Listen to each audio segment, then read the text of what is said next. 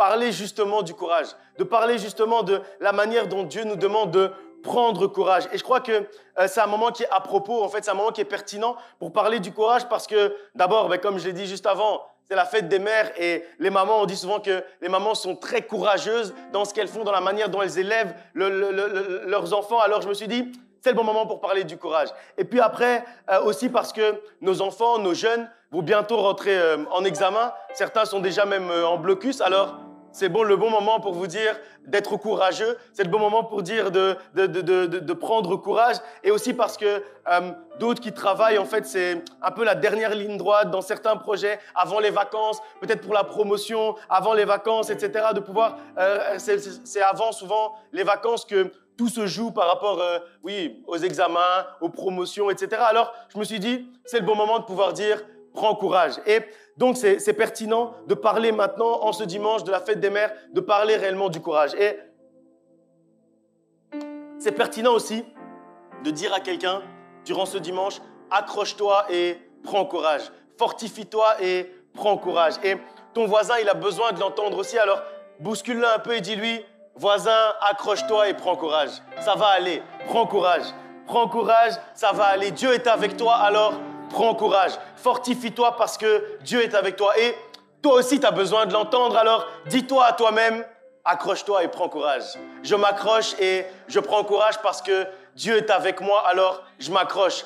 Pour mes examens, je m'accroche. Pour ma dévotion, la prière, ma relation avec Dieu, je m'accroche et je prends courage. Pour mon travail, je m'accroche et je prends courage. Pour ma famille, je m'accroche et je prends courage. Pour mon couple, je m'accroche et je prends courage. Même si c'est pas facile, prends courage. Même si ta situation est compliquée, prends courage. Même si tout a l'air de mal aller dans ta vie pour l'instant, prends courage. Ressaisis-toi et prends courage. Fortifie-toi et prends courage parce que Dieu est avec toi. Et il y a un parallèle en fait entre le fait d'être courageux dans notre relation avec Dieu, dans la prière, dans la dévotion et le fait d'être courageux également dans notre vie de tous les jours et dans tout ce qu'on doit faire en fait, dans tout ce que Dieu met en fait devant nous. Dieu nous dit en fait de lui rendre gloire au travers de tout ce qui est devant nous, que ce soit par la prière, par la louange, mais également par toutes les autres choses que l'on fait. 1 Corinthiens chapitre 10 au verset 31, on va le lire ensemble. 1 Corinthiens 10, 31 nous dit « Ainsi donc, que vous mangiez, que vous buviez, ou quoi que vous fassiez, faites tout pour la gloire de Dieu. » Peu importe ce qu'on fait, on rend gloire à Dieu par ce qu'on fait. Ça veut dire que ce passage nous montre en fait qu'on peut rendre gloire à Dieu dans tout ce qu'on fait. En priant, on rend gloire à Dieu. Mais pas seulement en priant. Dans tout ce qu'on fait, on peut rendre gloire à Dieu. En chantant ses louanges, on rend gloire à Dieu, mais pas seulement. Comme dit ce passage, dans tout ce qu'on fait, on peut lui rendre gloire. Qu'on soit en train de travailler, qu'on soit en train d'étudier, qu'on soit en train, comme le dit ce passage, de faire des choses banales de la vie de tous les jours, qu'on soit en train de manger, qu'on soit en train de boire, on peut rendre gloire à Dieu dans la manière dont on le fait. Alors aujourd'hui, en fait, durant cette prédication qui a pour thème juste « Prends courage », on va chasser en fait la paresse, chasser l'esprit de paresse dans tout ce qu'on fait, que ce soit dans notre relation avec Dieu, comme j'ai dit, que ce soit dans la prière, que ce soit dans notre travail, dans notre vie de tous les jours, dans nos études. On va réellement chasser la paresse et prendre courage. Être courageux pour se lever et prier. Être courageux pour se lever et travailler. Être courageux pour se lever et lire la parole de Dieu. Être courageux pour se lever et étudier. Être courageux dans tout ce qu'on fait parce que toutes ces choses rendent gloire à Dieu. La prière rend gloire à Dieu. La louange rend gloire à Dieu. Mais ton travail rend également gloire à Dieu. Mais tes études rendent également gloire à ton Dieu. On va lire un premier passage dans Proverbes chapitre 6, versets 6 à 8. On va lire d'abord beaucoup dans Proverbes parce que Proverbes nous parle beaucoup en fait de prendre courage. Proverbes nous parle beaucoup en fait de chasser la paresse. Alors on va lire quelques passages dans Proverbes. Après on lira un passage de la vie du roi David. Et puis après on lira un passage de Josué qui nous dit tout simplement de prendre courage et de nous fortifier. Proverbes chapitre 6, versets 6 à 8. Va vers la fourmi paresseux.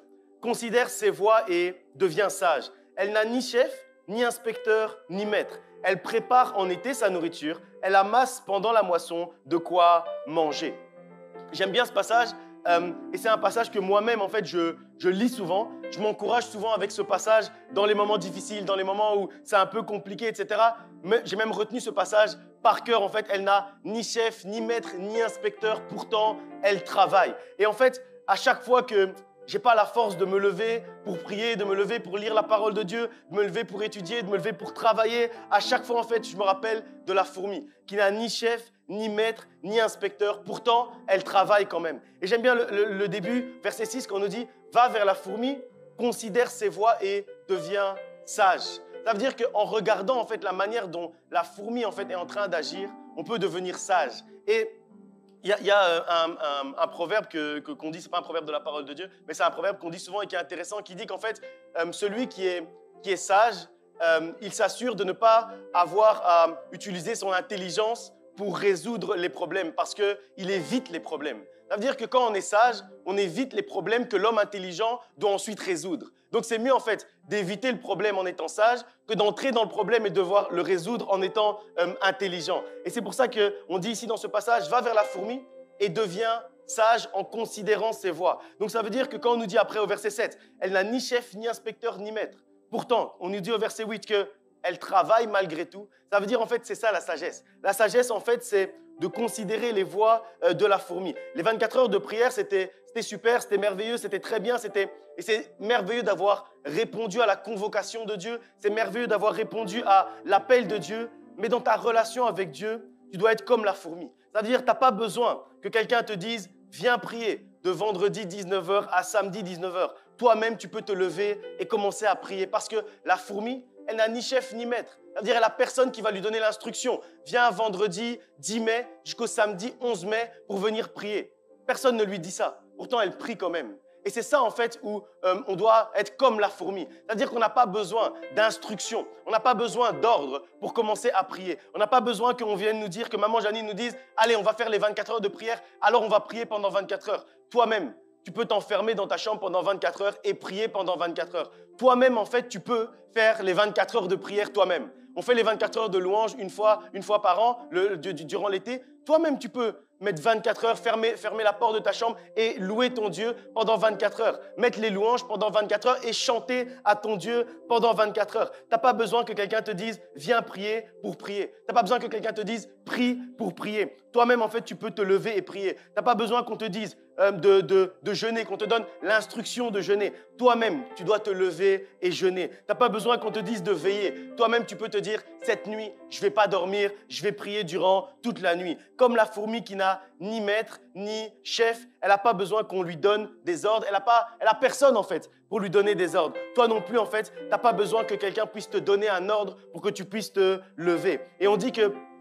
n'a ni chef, ni maître pour lui donner des ordres. Ça, c'est une chose. Mais après, on dit aussi qu'elle n'a pas d'inspecteur. C'est-à-dire qu'elle n'a personne pour vérifier son travail, pour contrôler son travail. Elle n'a personne pour contrôler la qualité de ce qu'elle fait. Pourtant, elle fait quand même les choses de manière excellente. Elle travaille quand même de manière excellente. Et dans notre relation avec Dieu, c'est exactement la même chose. Dans ta relation avec Dieu, tu n'as besoin de personne pour te dire lève-toi et va prier. Mais tu as aussi besoin de personne pour juger, en fait, pour jauger ta relation avec Dieu, pour jauger la qualité de ta relation avec Dieu. Tu n'as pas besoin d'un pasteur qui vienne te dire « Je sens que tu n'as pas assez prié durant ce mois-ci, il faut que tu pries un peu plus. » Tu n'as pas besoin que quelqu'un vienne te dire « Je sens que tu n'es pas assez venu à l'étude biblique ces derniers temps, lis un peu plus la parole de Dieu, médite un peu plus la parole de Dieu. » Tu n'as besoin de personne pour ça. Tu n'as pas besoin d'un pasteur pour ça, tu n'as pas besoin de moi pour ça. Tu dois toi-même, en fait, pouvoir te dire « Non, ces derniers temps, ça ne va pas.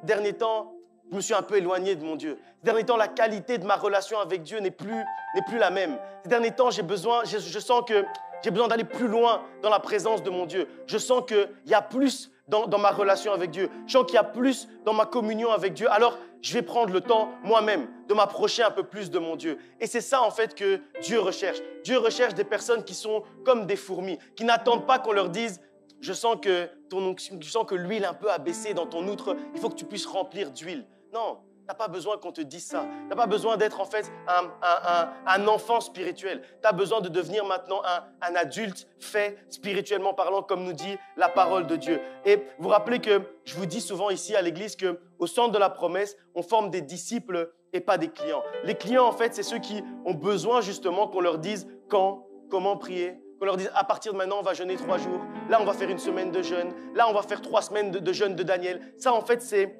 les clients des églises. Les clients, en fait, c'est ceux qui ont besoin qu'on leur dise quand et comment vivre leur vie spirituelle. Qui ont besoin, en fait, qu'on leur donne des ordres et des instructions sur leur manière de vivre. Mais le disciple, lui, il est comme la fourmi.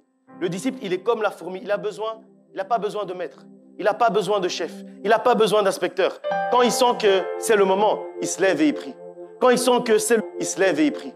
Quand il sent que c'est le moment, il se lève et il médite la parole de Dieu. Quand il sent que c'est le moment, il se lève et il loue son Dieu. Ça, en fait, c'est le disciple fait. Ça, c'est le disciple adulte dont nous parle la parole de Dieu. Et dans la vie de tous les jours, c'est exactement la même chose. Les étudiants qui réussissent, qui excellent, c'est pas ceux, en fait, qui attendent que leurs parents les réveillent le matin pour aller au cours. C'est pas eux. C'est pas ceux, en fait, à qui les parents doivent dire il est l'heure là, il faut que tu ailles étudier pendant 1 heure. Il est l'heure, il faut que tu ailles faire tes devoirs. Ou alors ceux que les parents doivent toujours vérifier la qualité du devoir. Parce que ça, c'est ceux qui ont besoin de maîtres, de chefs et d'inspecteurs. Et dans notre vie spirituelle, c'est la même chose. Mais dans notre vie de tous les jours, c'est exactement la même chose également. Et je disais que durant toute la prédication, je vais faire un parallèle entre ce qu'on fait dans notre vie spirituelle et ce qu'on fait dans notre vie, dans notre vie de tous les jours. Ceux qui réussissent, c'est ceux qui juste se lèvent et commencent à étudier, se lèvent et commencent à travailler, se lèvent en fait et n'ont besoin ni de chef, ni de maître, ni d'inspecteur. Et dans le travail, c'est exactement la même chose. Ceux qui ont des résultats dans leur travail, c'est ceux qui trouvent leur motivation à l'intérieur d'eux pour se lever et commencer à travailler.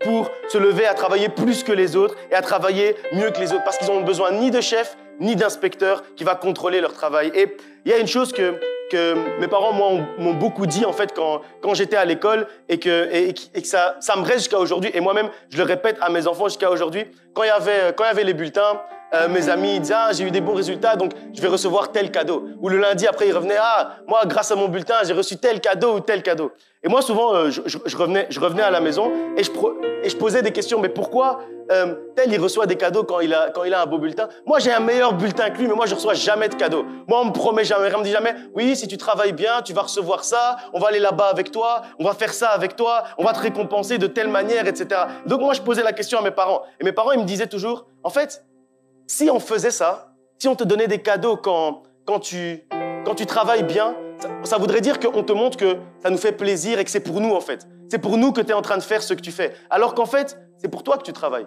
C'est pour toi que tu étudies. C'est pour toi que tu as des bons résultats. La récompense de ton travail, justement, c'est déjà tes résultats. Pourquoi on va donner une récompense de la récompense? Non, ta récompense, c'est déjà tes résultats. La récompense de ton travail d'aujourd'hui, c'est ce que tu vas devenir demain. Et c'est pour ça que dans ce passage, on nous dit bien que la fourmi, elle n'a ni chef, ni maître, ni inspecteur. Elle prépare sa nourriture, elle amasse pendant la moisson de quoi manger plus tard. Ça veut dire en fait que la fourmi, elle comprend que le travail d'aujourd'hui, il va lui servir demain. C'est pas que le travail d'aujourd'hui doit avoir une récompense directement. Et en fait, sans me le dire, je crois que mes parents, en fait, ils se basaient déjà sur Proverbes chapitre 6. Ça veut dire, ils disaient, pas besoin de chef, pas besoin de maître, pas besoin que quelqu'un te donne une récompense. Lève-toi juste et travaille. Lève-toi juste et étudie. Pas besoin d'inspecteur pour vérifier la qualité de ton travail. Toi, lève-toi juste et fais un travail excellent. Lève-toi juste et prie de manière excellente. Lève-toi juste et approche-toi de ton Dieu de manière excellente. Lève-toi et travaille. Lève-toi et étudie. Lève-toi et prie. Lève-toi et loue ton Dieu. Lève-toi et médite la parole de Dieu. Et je crois réellement que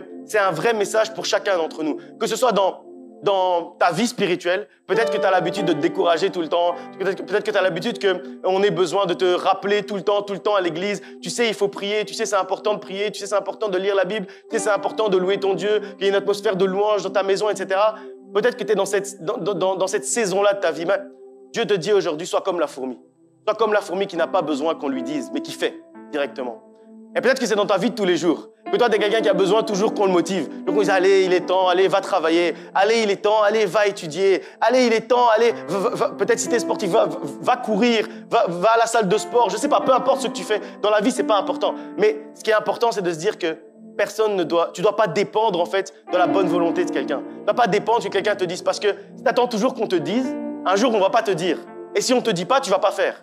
Ça veut dire que si je viens pas ici à la chaire et que je te dis, tu sais, pendant la semaine, il faut vraiment que tu pries. Hein. Tu sais, c'est vraiment important de prier. Si aujourd'hui, le thème de la prédication, c'est l'amour de Dieu, alors je vais pas te dire de prier peut-être durant cette prédication. Et donc, ça veut dire que durant toute la semaine, tu vas pas prier. Parce que le dimanche, le pasteur David n'a pas dit, il faut prier durant la semaine. Alors du coup, je vais pas prier. Si le thème de la prédication aujourd'hui, c'est la foi et que donc c'est pas la méditation de la parole de Dieu. Ça veut dire que durant toute la semaine, tu vas seulement avoir la foi et tu vas pas lire la Bible. Non, c'est pas possible. C'est pas comme ça qu'on doit agir. C'est pas comme ça qu'on doit être. Et c'est pour ça que ce passage, il nous interpelle. Il nous interpelle parce qu'il nous dit en fait que quand on agit comme ça, quand on attend les instructions pour agir, quand on attend le chef pour agir, quand on attend le maître pour agir, quand on agit comme ça en fait, ce passage malheureusement, il nous dit « Va vers la fourmi, paresseux ». Je n'ai pas insisté sur paresseux parce que je ne voulais pas vous insulter. Alors, je n'ai pas insisté sur le paresseux. Mais pourtant, ce passage, il nous bouscule un peu de cette manière-là. C'est-à-dire que si tu attends qu'on te dise « prie », va vers la fourmi paresseux. Si tu attends qu'on te dise « travaille », va vers la fourmi paresseux. Si tu attends qu'on te dise « étudie », va vers la fourmi paresseux. Et considère ses voies et deviens sage en ayant considéré les voies de la fourmi. Il n'y a pas beaucoup de « amen », mais ce n'est pas grave, je m'attendais à ça aujourd'hui. C'est rien. Non, ne faites pas semblant maintenant. Proverbe chapitre 20, verset 4 et Proverbe 26 au verset 13. Proverbe chapitre 20 au verset 4. À cause du froid, le paresseux ne laboure pas. À la moisson, il voudrait récolter, mais il n'y a rien. Proverbe 26 au verset 13. Le paresseux dit, il y a un lion sur le chemin, il y a un lion dans les rues. Ce passage, en fait, ces deux passages de Proverbe, ils nous parlent des excuses. Ils nous parlent des excuses. Les excuses, en fait, c'est ce qui nous pousse souvent à ne rien faire. C'est-à-dire, parfois, on attend que quelqu'un vienne nous dire, mais au final, c'est une excuse. J'attendais que le pasteur me dise de prier, et du coup, moi, toute la semaine, j'ai pas prié, c'est normal. C'est normal, j'ai pas prié puisque j'avais une bonne excuse pour ne pas prier. Les excuses, en fait, c'est ce qui nous pousse à ne rien faire. Je veux prier le matin, mais j'ai difficile à me lever, je suis fatigué. Ok, je vais dormir, je prierai le soir. Et puis le soir arrive, je veux prier le soir, mais il y a ma série qui va commencer. Je vais prier juste après ma série. Je veux prier après ma série, mais en fait, j'ai eu une journée difficile quand même. Là, il est temps de dormir. Quand même, j'ai eu quand même une journée difficile, j'ai travaillé et tout. Je vais quand même aller dormir. Ça, c'est toutes les excuses, en fait. Je veux lire la Bible, mais moi, je suis devant le PC toute la journée, j'ai mal aux yeux et tout. Je vais pas commencer encore à lire la Bible. C'est bon, je vais dormir, je lirai demain matin. Et puis le matin, on a encore une autre excuse. Et puis à midi, on a encore une autre excuse. Et puis le soir, on a encore une autre excuse. À cause du froid, le paresseux ne laboure pas. C'est-à-dire, le paresseux, il a toujours une excuse pour ne pas faire ce qu'il doit faire. À cause du froid, le paresseux ne laboure pas. Ça veut dire que c'est une bonne excuse, le froid. C'est vrai, il fait froid, je ne peux pas aller travailler dans le jardin. C'est une bonne excuse, mais c'est une excuse qu'on utilise pour ne pas faire ce qu'on doit faire. Il y a toujours, en fait, une bonne excuse pour ne rien faire. Mais par contre, si on cherche bien, il y a également toujours une bonne raison pour faire ce qu'on doit faire. Et c'est ça, en fait, que nous dit ce passage. Et le passage sur la fourmi nous disait déjà ça. Ici, on dit, Proverbe 20 au verset 4, nous dit, à cause du froid, le paresseux ne laboure pas. Point virgule, à la moisson, il voudrait récolter, mais il n'y a rien. Ça veut dire que, oui, il y a une raison de ne rien faire. À cause du froid, je fais rien. D'accord. Mais après, il y avait une raison également de faire. C'est qu'au moment où tu as faim, tu seras content d'avoir labouré même quand il faisait froid. Au moment où tu dois récolter ce que tu as labouré, tu seras content de pouvoir récolter. Tu seras content de pouvoir manger quelque chose. Il y a toujours une excuse pour ne rien faire, mais si on cherche bien, il y a toujours aussi une bonne raison pour faire quelque chose. Et c'est pour ça en fait que Proverbe 20 nous dit que à la moisson, il voudrait récolter, mais malheureusement, il n'y a rien. Donc la raison pour ne pas chercher des excuses aujourd'hui, c'est en fait la récolte de demain. Si demain tu veux récolter, aujourd'hui en fait tu dois labourer. Aujourd'hui en fait tu dois travailler. Et j'aime bien Proverbe 26 aussi parce que là on nous parle d'autre chose. Là on nous fait un autre parallèle, une autre image. On nous dit qu'il y a un passage. On nous donne l'image de traverser pour aller de l'autre côté. Et puis on nous dit, je ne peux pas traverser parce qu'il y a un lion. C'est-à-dire, on trouve l'excuse pour pas traverser parce qu'on voit un lion qui est sur le chemin. On prend peur et alors on fait rien. On trouve une bonne excuse et on reste figé. Mais Dieu, en fait, il veut qu'on puisse traverser pour aller de l'autre côté. Et c'est pour ça que je disais, j'aime bien ce passage. Ça veut dire qu'on est au bord de la route, on doit traverser pour aller de l'autre côté, on doit passer le chemin, mais nous, en fait, on reste bloqué parce qu'on voit un lion qui est en train de traverser, en train d'aller de gauche à droite. Et en fait, ce lion, justement, qui est en train de traverser de gauche à droite sur le chemin que nous, on doit traverser pour rejoindre Dieu là où il est, c'est ça les ruses du diable. C'est-à-dire, il fait semblant qu'il est là, il fait semblant pour essayer de nous faire peur, les ruses de l'ennemi, il est là, il passe de gauche à droite. Mais en fait, Dieu nous attend de l'autre côté. Et si Dieu nous attend de l'autre côté, ça veut dire qu'il va nous protéger sur le chemin pour arriver de l'autre côté. Et si on a la foi qu'il est là et qu'il va nous protéger pour aller de l'autre côté, peu importe que le lion est en train de passer de gauche à droite, on sait qu'on peut aller en fait de l'autre côté. Dieu veut en fait que tu traverses le chemin. Dieu veut que tu passes de l'autre côté. Dans ta vie spirituelle, Dieu veut que tu passes à une nouvelle étape. Dans ton travail, Dieu veut que tu passes à une nouvelle saison. Dans ta vie, Dieu veut que tu passes à un autre niveau. Mais toi en fait, tu as toujours une excuse. Toujours une excuse pour rester immobile. Toujours une excuse pour ne rien faire. Alors, ok, donne-toi des excuses, mais ne te plains pas après de ne pas avancer. Ne te plains pas de ne pas arriver de l'autre côté si tu as toujours la bonne excuse que « Ouais, mais il y a le lion qui va de gauche à droite, alors moi, j'ose pas aller. Moi, j'ose pas avancer. » Ok, mais alors ne te plains pas de ne pas être de l'autre côté. Et alors n'envie pas non plus ceux qui sont de l'autre côté, parce qu'eux, ils ont posé le pas de la foi. Parce qu'eux, malgré le lion, ils ont quand même traversé la route. Alors Dieu te dit aujourd'hui, malgré le lion qui est devant toi, traverse quand même, va quand même de l'autre côté. Va quand même de l'autre côté, parce que de l'autre côté là-bas, c'est là où Dieu t'attend.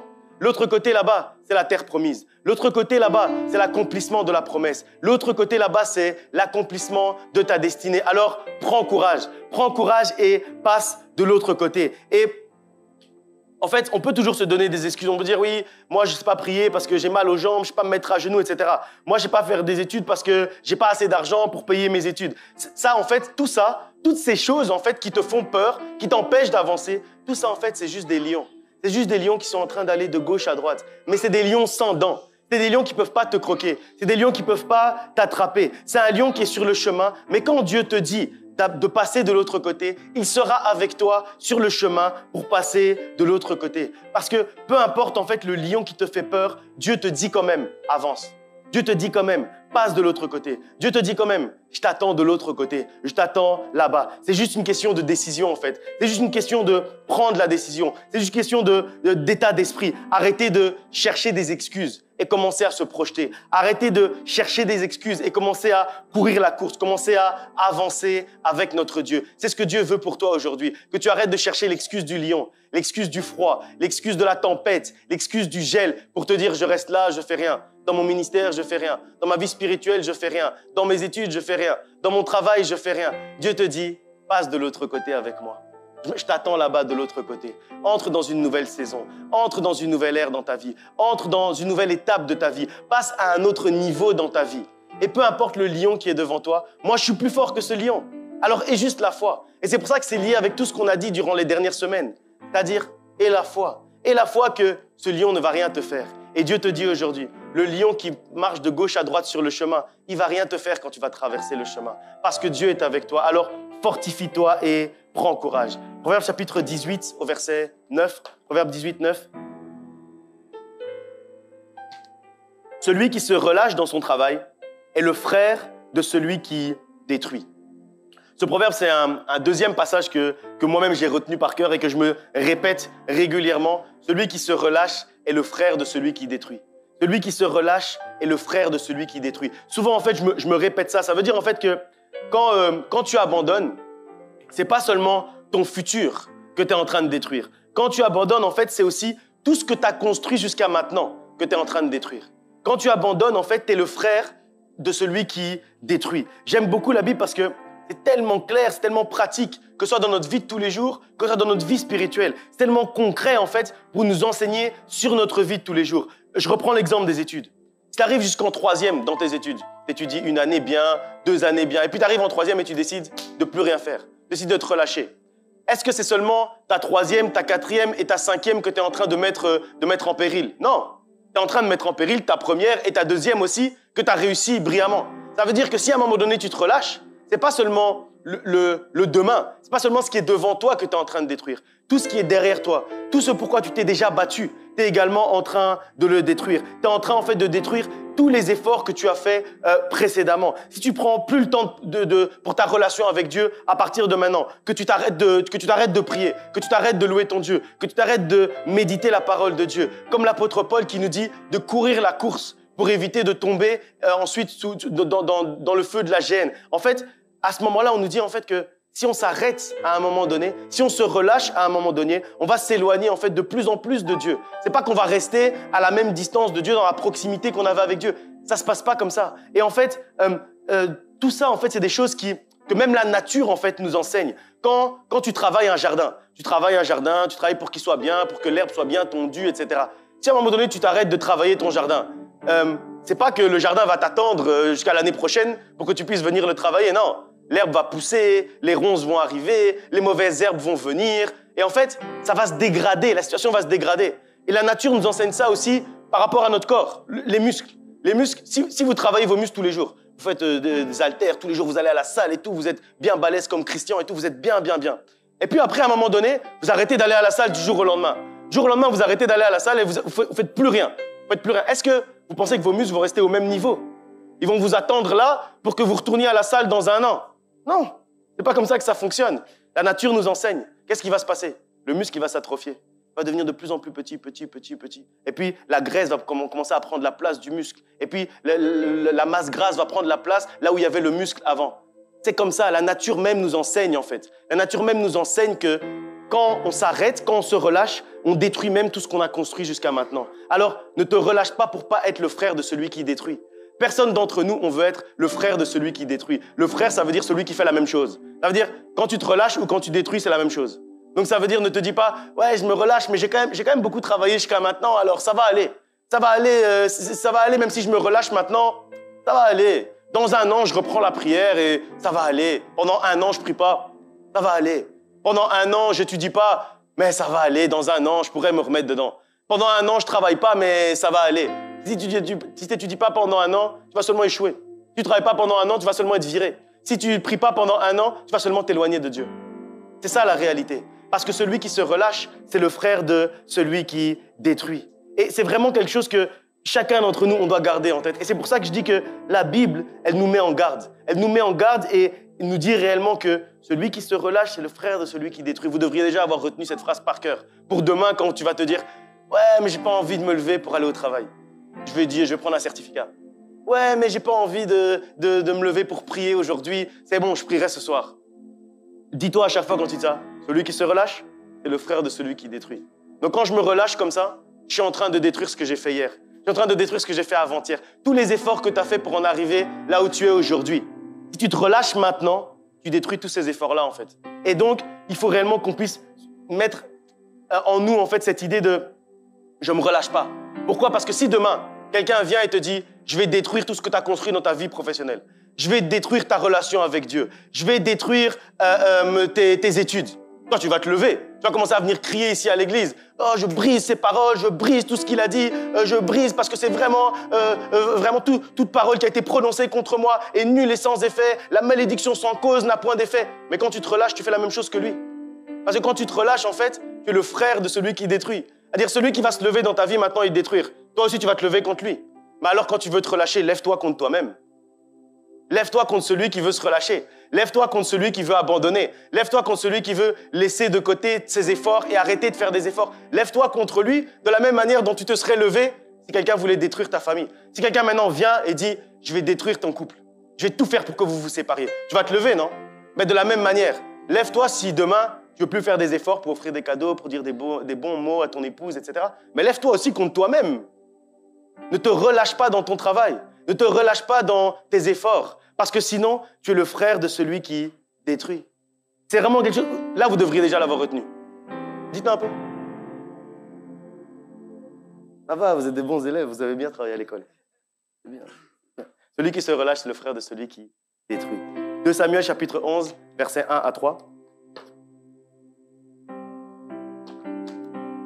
2 Samuel 11, 1 à 3.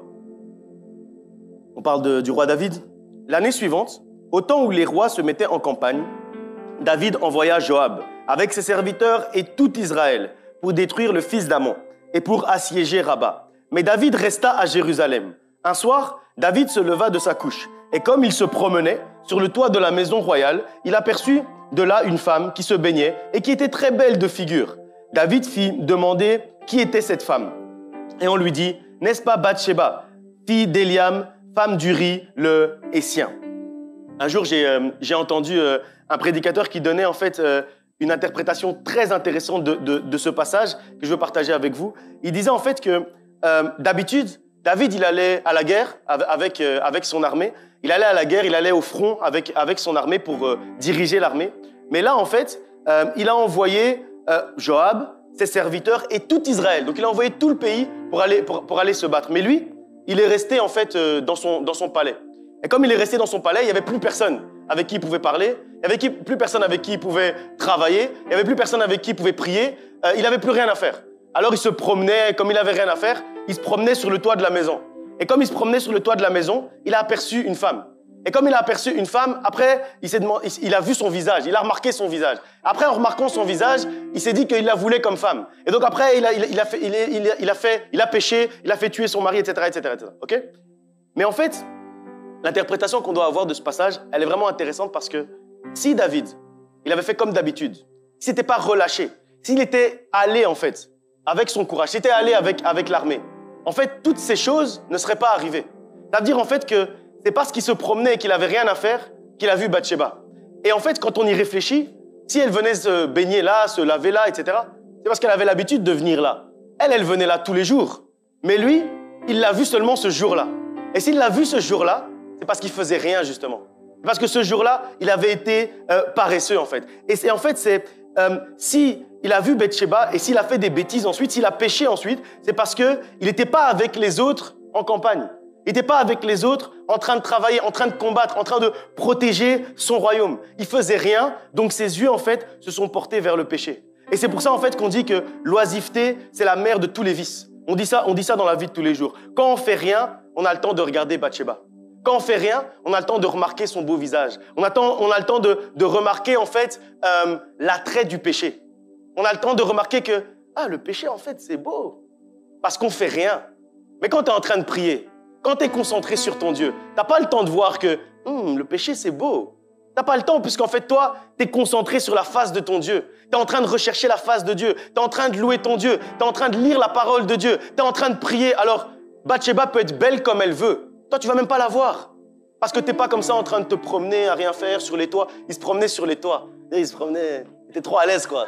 Il était trop à l'aise, il se promenait tranquille, il se disait « mais j'ai rien à faire aujourd'hui, ils sont en train de se battre pour moi, l'armée est forte, ils vont me ramener la victoire, c'est trop cool ma vie. » Waouh, Bathsheba, elle est belle. C'est comme ça que ça s'est passé. Mais pour nous, dans notre vie, c'est exactement la même chose. Ça veut dire que si tu es concentré dans ta prière, tu ne vas pas remarquer que le péché du mensonge, mentir dans cette situation, c'est quand même beau. Non, toi, tu es concentré sur la parole de Dieu. Toi, tu es concentré sur rechercher la face de Dieu. Et dans notre vie de tous les jours, c'est aussi la même chose.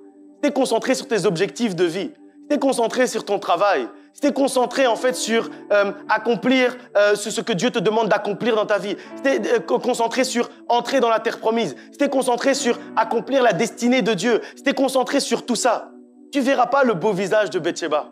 Et en fait, ce qui nous empêche souvent de voir justement le beau visage de Bathsheba qu'on ne doit pas voir, c'est parce qu'on est concentré sur notre vie spirituelle et sur notre vie de tous les jours. Et si on est concentré sur ça, à la fin, on ne peut même pas voir en fait l'attrait du péché. Et c'est là en fait où David a fait l'erreur. David, il n'a pas fait l'erreur quand il est tombé amoureux de Bathsheba. Ça, c'est la conséquence de la conséquence de la conséquence. Si il n'avait pas fait l'erreur d'envoyer les autres se battre à sa place, d'être paresseux, de dire « cette fois-ci, ils vont aller, moi je ne me lève pas ». Et là, en fait, de la même manière, il s'est relâché dans sa manière de guider le peuple. Il s'est relâché dans sa manière de diriger l'armée. Et comme il s'est relâché, il a détruit sa propre réputation. Il a détruit sa propre royauté. Parce qu'en fait, il s'est relâché. Il a détruit d'une certaine manière aussi, il s'est aussi éloigné de Dieu à cause du péché. Et toutes ces choses, en fait, c'est parce qu'il s'est relâché. Celui qui se relâche, c'est le frère de celui qui détruit. Alors que si quelqu'un était venu et avait commencé à dire du mal du roi David en disant « oui, le roi David, c'est quelqu'un qui prend les femmes des autres, etc. » Qu'est-ce que le roi David allait faire? Certainement, il allait envoyer son armée, il allait dire « mais tuez-le ». Il allait se lever contre lui et dire « mais comment, mettez-le en prison, il ne peut pas parler comme ça du roi. » Mais lui-même, ça a été le frère de celui qui aurait mal parlé de lui. Ça a été le frère de celui qui a détruit sa réputation. Celui qui aurait voulu détruire sa réputation, il n'aurait même pas fait mieux que lui dans cette histoire. Il a fait même mieux que celui qui aurait pensé à détruire sa réputation. Il a été son frère, même son grand frère, même son frère aîné. Ça veut dire qu'il lui a montré comment il faut faire pour détruire ma réputation. Parce qu'en fait, celui qui se relâche, c'est le frère de celui qui détruit. Donc la paresse, en fait, ça nous enlève d'une certaine manière, c'est ce que nous montre ce passage, la sanctification. Quand on est paresseux, c'est difficile en fait d'être sanctifié. C'est difficile en fait d'avoir une vraie relation avec Dieu. C'est difficile en fait de faire entrer Dieu dans notre vie quand on est paresseux parce qu'on n'a pas envie de prier, on n'a pas envie de lire la Bible, on n'a pas envie de louer notre Dieu. D'une certaine manière, le courage, prendre courage, ça nous sanctifie. quand tu es occupé par la prière, par ta relation avec Dieu, je disais que tu n'as pas le temps, mais aussi tu n'as pas l'attention. Ton attention n'est pas portée en fait pour voir en fait les péchés que tu pourrais faire, les péchés que tu pourrais commettre. Mais quand tu laisses trop de moments à rien faire, là tu as du temps. Là tu as du temps en fait, et sache que si tu laisses du temps, l'ennemi va bien remplir ton temps aussi. Il va bien trouver le moyen de remplir ton temps. C'est-à-dire qu'ici, dans l'histoire de David, quand il n'avait rien à faire, alors l'ennemi lui a soufflé, mais va te promener sur les toits. Tu ne vas jamais te promener là-bas. Sûrement, il y a une belle vue du toit là-bas. Lui, il a entendu. Ouais, c'est vrai, je m'ennuie aujourd'hui, j'ai rien à faire. Allez, je vais aller me promener. Donc l'ennemi, en fait, il attend que tu aies du temps libre. Il attend que tu n'aies rien à faire pour souffler des trucs dans ton oreille, pour que tu puisses faire des choses justement que tu vas regretter demain. Et pour éviter de faire des choses que tu vas regretter demain, remplis ton temps avec la prière. Remplis ton temps avec la lecture de la parole de Dieu. Remplis ton temps avec la louange. Remplis ton temps avec le travail. Remplis ton temps avec les études. Remplis ton temps avec des efforts que tu vas faire. Remplis bien ton temps. Et tu verras que tu n'auras même pas le temps pour penser à toutes les bêtises dont l'ennemi pourrait, auxquelles l'ennemi pourrait te faire penser. Ne fais pas comme David à te promener à rien faire, mais va en campagne. Va en campagne avec les autres. Sois actif. Protège ton peuple et tu verras même pas Bathsheba. Tu vas même pas voir son visage. Tu verras même pas la tentation vers le péché. Si tu fais rien, tes yeux vont voir le péché. Mais si tu es occupé, tes yeux ne vont pas voir le péché. Et c'est pour ça qu'on dit que l'oisiveté, c'est la mère de tous les vices. C'est-à-dire c'est au-dessus même. Quand on fait rien, c'est au-dessus même des vices. Parce que ça va nous amener ensuite à avoir des vices. On va clôturer avec Josué. Josué chapitre 1, versets 5 à 7. Josué chapitre 1, je l'ai à partir du verset 5. Nul ne tiendra devant toi tant que tu vivras. Je serai avec toi comme j'étais avec Moïse. Je ne te délaisserai point, je ne t'abandonnerai point. Fortifie-toi et prends courage, car c'est toi qui mettras ce peuple en possession du pays que j'ai juré à leur père de leur donner. Fortifie-toi seulement et aie bon courage, en agissant fidèlement, selon toute la loi que Moïse, mon serviteur, t'a prescrite. Ne t'en détourne point, ni à droite, ni à gauche, afin de réussir dans tout ce que tu entreprendras. Au verset 5, Dieu dit à Josué qu'il sera avec lui comme il a été avec Moïse. Partout où il va aller, il sera avec lui. Dans tout ce qu'il va faire, il sera avec lui. Il lui promet en fait de ne jamais l'abandonner. Et c'est ça que je disais en fait par rapport à traverser le chemin. Avant qu'on puisse commencer à traverser là, tu es d'un côté du chemin. Et Dieu te dit d'abord, verset 5, « Ne te délaisserai point, ne t'abandonnerai point. Je serai avec toi comme j'ai été avec Moïse. » Il promet qu'il ne va jamais t'abandonner. Il promet qu'il ne va jamais te délaisser. Et ensuite, au verset 6, quand il lui a dit ça, quand il t'a dit ça et que tu es encore du même côté du chemin, à un moment donné, il va te dire, maintenant que je t'ai dit ça, fortifie-toi. C'est-à-dire, crois dans ce que je viens de te dire. Aie la foi dans ce que je viens de te dire. Fortifie-toi et prends courage. Et j'aime bien, vous savez, je dis toujours que dans la Bible, chaque mot est important. Et j'aime bien qu'on dise, prends courage. Alors que c'est Dieu qui est en train de parler. Alors il pourrait dire, je te fortifie et je te donne du courage. Mais il ne dit pas ça. Il dit, fortifie-toi, toi-même, et prends courage, toi-même. Donc le courage, en fait, et la fortification, c'est pas quelque chose qu'on donne, c'est quelque chose qui se prend. C'est quelque chose qu'on saisit, en fait. C'est quelque chose qu'on saisit soi-même. Ça veut dire, oui, Dieu te parle quand tu es de ce côté-là du chemin. Il te parle et il te dit, je serai avec toi. Sur le chemin jusqu'à l'autre côté, je ne t'abandonnerai pas. Je ne vais pas t'abandonner, je vais être avec toi. Mais toi, prends courage. Prends courage, pourquoi ? Pour faire le premier pas. Parce que oui, il sera avec toi. Mais il sera avec toi sur le chemin. Mais tu dois commencer à marcher sur le chemin. Tu dois faire le premier pas pour qu'il puisse être avec toi. Parce qu'ici, il dit, je serai avec toi pour les amener jusqu'à la terre promise, dans le pays que j'ai juré à leur père de leur donner. Oui, il sera avec Josué sur tout ce chemin. Mais donc, Josué doit se mettre sur ce chemin pour que Dieu soit avec lui. Ça veut dire que ça commence en fait par ça. Ça commence par un pas. Ça commence en fait par prendre courage. Prendre courage et se fortifier. Et c'est pour ça que ce passage, Dieu dit pas, je te donne du courage. Il dit, prends courage. Fortifie-toi toi-même et prends courage. Ce que Dieu donne, en fait, c'est une promesse. Ce que Dieu donne, en fait, c'est une assurance. Ce que Dieu donne, en fait, c'est une conviction d'être avec nous. Il promet d'être avec nous. Il promet de ne pas nous abandonner. Il promet d'être avec toi. Il promet de ne pas t'abandonner. Et comme dit le verset 7, il promet également que tu vas réussir dans tout ce que tu vas entreprendre si tu fais le premier pas. si tu prends courage, si tu te fortifies. C'est-à-dire, il promet qu'au bout du chemin, il y aura la réussite. Et il promet que tout au long du chemin, il sera avec toi et il ne va pas t'abandonner. Mais pour ça, il dit bien, prends courage, fortifie-toi. Pour que ça arrive, prends courage et fortifie-toi. Et c'est ça, en fait, le message que Dieu a pour toi aujourd'hui. C'est ça, en fait, le message que Dieu te donne aujourd'hui. C'est à toi, en fait, que Dieu parle quand il dit « Fortifie-toi et prends courage. Je serai avec toi. Je ne t'abandonnerai pas et je te ferai entrer en terre promise. » C'est ça, en fait, le message que Dieu a pour toi. Il dit « Je serai avec toi, comme j'ai été avec Moïse. Je ne te délaisserai point.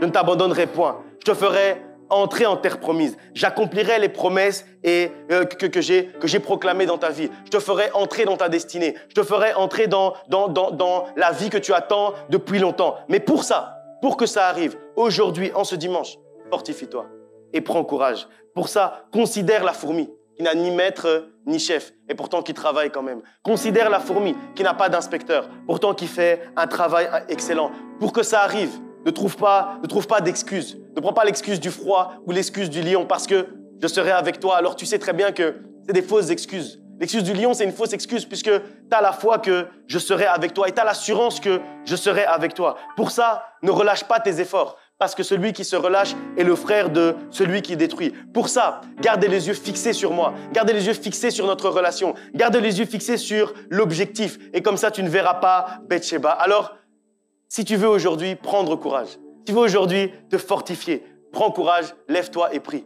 Prends courage et dis à ton Dieu, aujourd'hui j'ai choisi. Aujourd'hui, j'ai choisi de marcher avec toi. J'ai choisi de faire le premier pas pour marcher sur ce chemin et aller de l'autre côté. Prends courage et prie. Prends courage et travaille. Prends courage et lis ta Bible. Prends courage et jeûne. Prends courage et étudie. Prends courage et veille. Prends courage et loue ton Dieu. Que ce soit pour ta vie spirituelle ou que ce soit pour ta vie de tous les jours. Peu importe en fait ce par quoi tu es en train de passer maintenant. Prends courage et fortifie-toi. Fortifie-toi et prends courage. Si tu as compris, lève-toi et on va prier notre Dieu ensemble. Demande à Dieu de créer en toi le vouloir et le faire en ce dimanche. Demande à Dieu de créer en toi le vouloir et le faire, d'être courageux et de faire le premier pas pour passer de l'autre côté. Parce que c'est la seule chose dont tu as besoin. Ce dont tu as besoin maintenant, c'est l'assurance. L'assurance qu'il ne va pas t'abandonner. L'assurance qu'il ne va pas te délaisser. L'assurance qu'il est avec toi et qu'il va t'amener jusqu'au bout du chemin pour te faire entrer dans la terre promise ensuite, pour que tu puisses réussir dans tout ce que tu entreprends. Prions ensemble. Père éternel, Dieu de gloire, nous approchons devant ton trône, Seigneur, pour te dire merci. Merci, Seigneur, parce qu'aujourd'hui, Seigneur, tu nous as parlé. Tu nous as parlé, Seigneur, et tu nous as dit de prendre courage, de nous fortifier. Alors aujourd'hui, Seigneur, nous nous levons, Seigneur, et nous prenons courage. Nous nous levons, Seigneur, et nous nous fortifions. Aujourd'hui, Seigneur, nous voulons, Seigneur, être des chrétiens courageux. Nous voulons, Seigneur, être des fils et des filles courageux. Nous voulons, Seigneur, aujourd'hui être des enfants de Dieu courageux. Aujourd'hui, Seigneur, nous voulons réellement, Seigneur, entrer, Seigneur, avec toi. Marcher, Seigneur, avec toi vers la terre promise. Aujourd'hui, Seigneur, nous choisissons de passer de l'autre côté.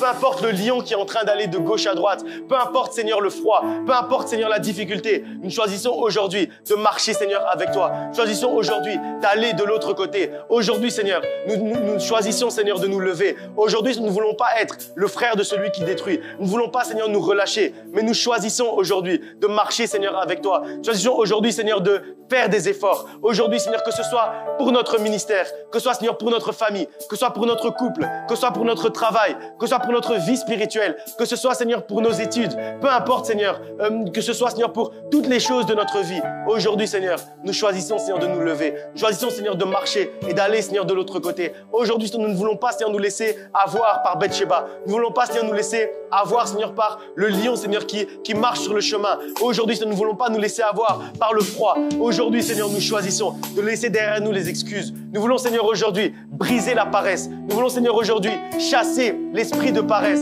afin, Seigneur, aujourd'hui d'être remplis de courage. Aujourd'hui, Seigneur, nous proclamons que l'esprit de paresse est en train, Seigneur, de quitter notre vie, est en train, Seigneur, de quitter cette église, est en train, Seigneur, de quitter la vie de nos enfants. Aujourd'hui, Seigneur, nous proclamons que, Seigneur, nous allons marcher, Seigneur, que nous allons nous mettre en marche et réussir, Seigneur, avec toi. Nous allons réussir dans tout ce que nous allons entreprendre parce que nous allons prendre courage et nous fortifier. Nous proclamons, Seigneur, aujourd'hui que nous allons, Seigneur, nous approcher de toi, avoir, Seigneur, une vie spirituelle encore plus proche de toi, parce que, Seigneur, nous savons qu'il y a plus. Nous savons, Seigneur, que tu veux plus, Seigneur, que tu veux nous donner plus encore, Seigneur. Permets-nous, Seigneur, de nous approcher de toi. Nous voulons, Seigneur, nous approcher de toi en ce dimanche. Chaque jour de notre vie, nous voulons, Seigneur, encore nous approcher de toi. Nous ne voulons pas, Seigneur, nous relâcher dans la prière. Nous ne voulons pas, Seigneur, nous relâcher, Seigneur, dans la communion avec toi. Nous ne voulons pas, Seigneur, nous relâcher dans la louange. Nous ne voulons pas, Seigneur, nous relâcher dans la lecture et la méditation de la parole de Dieu. Mais nous voulons aller, Seigneur, d'étape en étape, de gloire en gloire avec toi, Seigneur. Nous voulons, Seigneur, entrer encore, Seigneur, dans une autre dimension avec toi. Nous voulons, Seigneur, entrer encore, Seigneur, dans une autre proximité avec toi. Nous voulons, Seigneur, réellement, Seigneur, créer une communion, Seigneur, particulière avec toi. Une vie, Seigneur, spirituelle, une vie de dévotion particulière, Seigneur, avec toi. Nous ne voulons pas attendre, Seigneur, qu'on nous dise de prier pour commencer à prier. Nous voulons, Seigneur, aujourd'hui être comme la fourmi, qui n'a ni maître ni chef, mais qui prie. Aujourd'hui, Seigneur, nous voulons être comme cette fourmi, Seigneur. Nous voulons prier, Seigneur, peu importe. Peu importe, Seigneur, qu'on nous dise ou qu'on ne nous dise pas. Peu importe qu'on nous donne une instruction ou qu'on ne nous donne aucune instruction. Peu importe qu'on nous inspecte ou qu'on ne nous inspecte pas. Aujourd'hui, Seigneur, nous prenons la décision. Nous prenons la décision, Seigneur, de prier. Nous prenons la décision de nous approcher de toi. Peu importe les circonstances, peu importe la situation, peu importe les excuses qui sont devant nous. Nous prenons la décision de méditer la parole de Dieu. Nous prenons la décision de lire la parole de Dieu. Nous prenons la décision d'étudier la parole de Dieu. La décision que nous voulons prendre aujourd'hui, Seigneur. Nous voulons être, Seigneur, comme la fourmi. Rends-nous sages, Seigneur. Dépose ta sagesse en nous, Seigneur. Souffle, Seigneur, un esprit nouveau. Transforme, Seigneur, notre intelligence. Que nous soyons, Seigneur, renouvelés par la transformation du Saint-Esprit. Souffle, Seigneur, un vent nouveau dans cette église. Souffle, Seigneur, sur chacun d'entre nous. Fais pleuvoir, Seigneur. Fais pleuvoir, Seigneur, une pluie nouvelle. La pluie de la saison et la pluie de l'arrière-saison. Fais-la pleuvoir aujourd'hui, Seigneur, afin, Seigneur, que nous ne soyons pas de ceux qui détruisons ce que nous avons construit. Mais que nous puissions, Seigneur, avoir des mains intelligentes et continuer, Seigneur, à construire. Continuer, Seigneur, à avancer. Continuer, Seigneur, à faire avancer. Que jamais, Seigneur, nous puissions être de ceux qui se relâchent.